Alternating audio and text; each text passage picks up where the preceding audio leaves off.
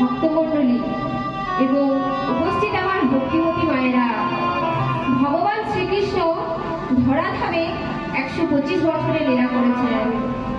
তার মধ্যে তিনি 11 বছর লীলা করেছেন বৃন্দাবনে, 11 বছর লীলা করেছেন মথুরায় এবং 103 বছরে লীলা করেছেন দ্বারকায়।